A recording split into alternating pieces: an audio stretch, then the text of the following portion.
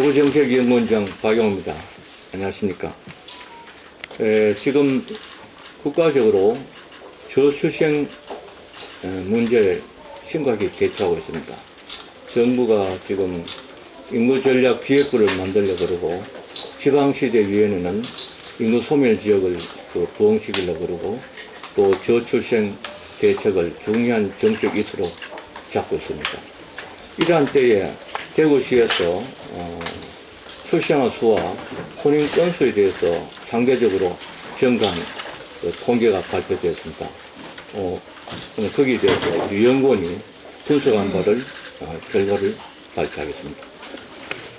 대구시에서는 올해 1 내지 8월 기간 출생아 수와 혼인 건수가 전년 동기 대비 약 1.7%, 16.6% 증가한 것으로 나타났습니다. 대구에 1월에서 8월까지 혼인 건수는 6,260건으로 전년 동기 대비 16.6% 늘어나고, 대전 다음으로 전국 2위, 전국 증가율은 12.2%입니다. 증가세를 보였습니다. 동기간 중에 대구시 출생아 수도 6,596명으로 1.7% 증가해 인천, 서울 다음으로 높은 증가를 보였습니다. 우리 연구원은, 대구정책연구원은 박은희 등 연구진이 대구시의 최근 혼인 건수 및 출생아 수의 증가 요인을 분석한 바 있습니다. 분석 결과 대구시의 출생아 수와 혼인 건수의 최근 상대적 증가에 미치는 요인은 3대 요인입니다. 일자리 요인, 주거 요인, 그리고 정책 요인 등 3대 요인이 결합되어 나타난 결과라고 보았습니다. 즉, 청년들을 위한 양질의 일자리, 양호한 정규 여건, 대구시의 출산 및 보육 정책 등 정책 요인이 결혼과 출산 증가로 이어진 것으로 분석되었습니다. 나아가 다중회계 분석을 통해 계량 분석을 해봤습니다. 그래서 개별, 이 3대 요인의 개별 기여도를 분석한 결과 일자리 요인은 46.2%, 주거 요인은 42.2%, 정책 요인은 11.6%로 각각 기여한 것으로 분석되었습니다. 그리고 나아가 3대 요인 간 선후 관계도를 분석해봤습니다. 그 결과 일자리 요인이 청년 유입을 유발하는 선도 요인으로 작용하고, 일자리를 찾아 대구시로 유입된 청년들이 자기가 구한 직장 소득을 고려해 주택을 구하는 단계로 이어지고, 이 과정에서 출산 및 보육 정책 등 다양한 정책 요소가 출생과 혼인에 단계적 영향을 미친 것으로 파악되었습니다.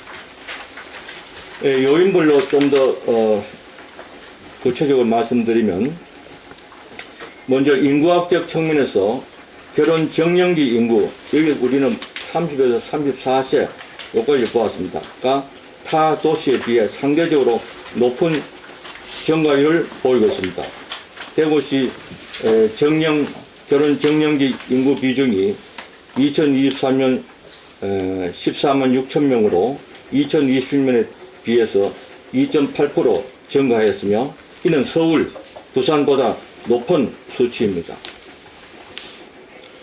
또한 사회적 이동 측면에서 청년 인구 유출이 지속적으로 감소하고 있는 가운데 2020년 대비 2023년 우리 정년 인구의 순이동자 수가 8개 대도시 중 가장 큰 폭으로 감소했습니다. 2020년에 마이너스 1,600명, 2023년에는 51명으로 줄어들었습니다.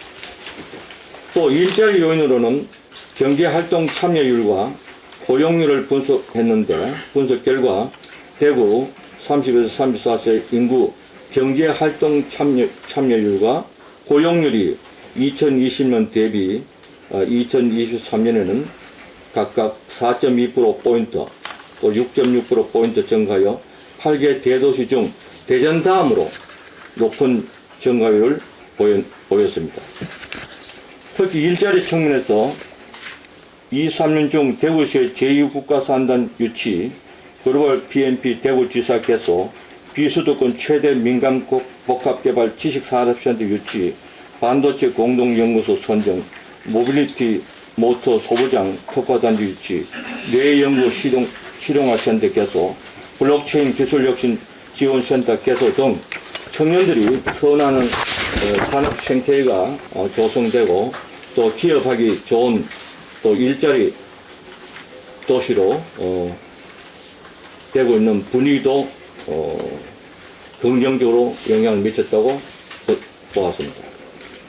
특히 2022년 7월부터 2024년 9월까지 LNF 등 37개 업체 9조 2,033억 원 투자 유치 협약으로 지난 10년간 유치 실적의 2배 성과를 창출했으며 기업 유치 지원을 위한 원스톱 투자 지원 체계를 구축하여 대구가 기업이 모이고 또 기업하기 좋은 도시로의 변화가 청년 맞춤형 일자리 창출에도 영향을 미친 것으로 추정하였습니다.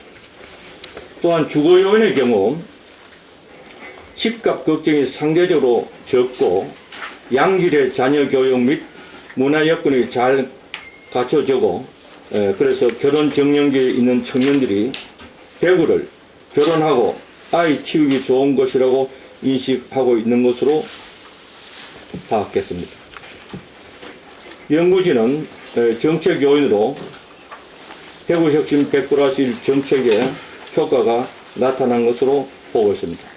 대구형 온정일 돌봄 운영 등 공교육 강화, 돌봄체의 구축, 난임 부부 시술비와 산모, 신생아 건강관리 지원 시 소득 제한을 완전 폐지하는 등 양질의 의료 서비스와 건강한 임신 출산 여건을 조성한 것도 대구시의 결혼 건수와 출생아 수 증가에 중요한 요인을 미친 것으로 파악됩니다. 특히 신산업 육성, 또 청년 주거 지원 정책, 육아 지원 정책 등 대구혁신 100+1 정책이 종합적으로 발휘되었다고 판단됩니다. 향후 일자리와 주거, 정책 요인이 결합된 성과가 확대되어 대구시가 청년이 모이고 정규하는 아기 낳고 결혼하기 좋은 거점 도시로 구성할 것으로 기대하고 있습니다. 몇 가지 정책적 시점은 첫째, 대구혁신 100+1의 모든 그 정책이 다 신산업, 육아 정책, 청년 지원 정책 등등이 다 여기 담겨져 있습니다. 그래서 대구혁신 100+1 정책의 실천 지속화, 또 대구 미래 5대 신산업 관련 클러스터 투자 강화, 유치기업 원스톱 지원 강화, 투자 협약 가속화로 양질의 일자리 신고 대거 창출이 요망됩니다. 세 번째는 청년 직주 문육, 직은 직장, 주거, 워라밸 문화, 보육 정책의 전국 시범도시로 추진돼야 됩니다. 마침 최근에 대구 교도소 후적지가 청년 미래 희망타운 프로젝트로 추진하고 있습니다. 그 실천이 가속화되고 성과가 나타나야 할 것 같습니다.